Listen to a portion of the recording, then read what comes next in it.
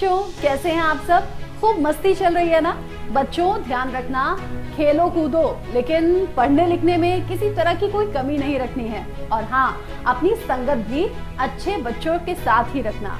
खुद भी अच्छे बनो और अच्छे बच्चों की सोबत करो। जानते हो बच्चों, अगर आप किसी मूर्ख से दोस्ती करोगे तो अपने लिए मुसीबत ही पालोगे, क्योंकि मूर्ख से दोस्ती जी का जंजाल। अगर आपके सर्कल में ऐसे बच्चे हैं जो कोई काम करने से पहले न सोचते हैं न समझते हैं और पागलपन में काम कर जाते हैं, तो ऐसे बच्चों से दूर ही रहना, क्योंकि ये आपके लिए बड़ी मुसीबत बन सकते हैं। चलिए, ये बात मैं आपको बंदर और राजा वाली कहानी के जरिए आज समझाती हूँ। बहुत मजेदार कहानी है, ध्यान से सुनना।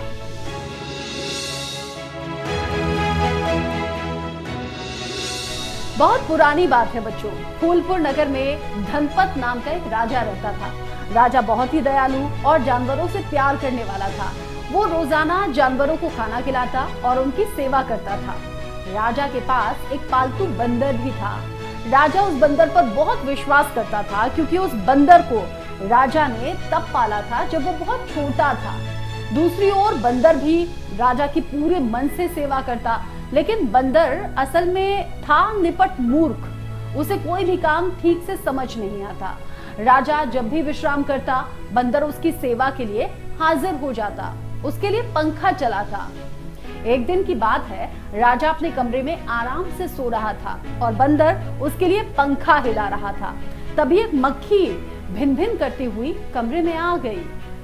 मक्खी भिनभिनाते हुए राजा के ऊपर जाकर बैठ गई। बंदर ने जैसे ही मक्खी को देखा, उसे फौरन उड़ा दिया। लेकिन मक्खी तो मक्खी थी, एक नंबर की जिद्दी।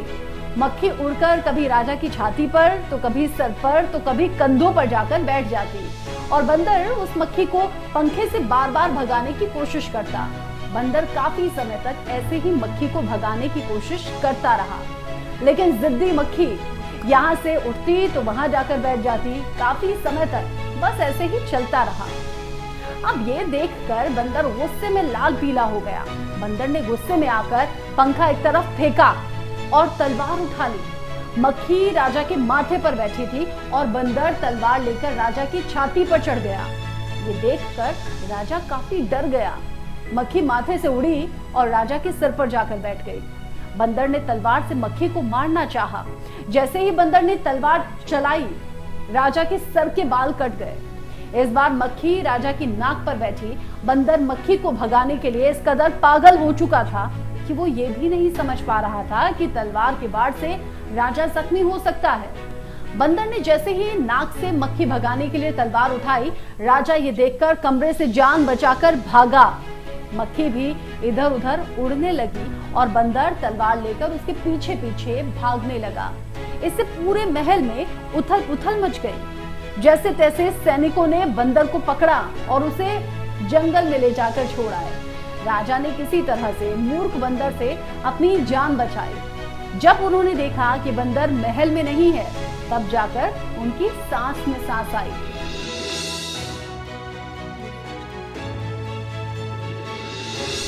तो बच्चों, कैसी लगी आपको ये कहानी? बच्चों, इस कहानी से हमें यही सीख मिलती है कि कभी किसी मूर्ख से दोस्ती ना करें, क्योंकि मूर्ख दोस्त से समझदार दुश्मन ज्यादा बेहतर है। दुश्मन से तो आप बाद में लड़ेंगे, मूर्ख दोस्त आपको पहले ही मरवा देगा। वो खुद ही आपके लिए मुसीबत बन जाएगा, ठीक वैसे ही जैसे कि राजा के लिए मूर्ख बंदर मुसीबत बन गया। समझ गए ना बच्चों?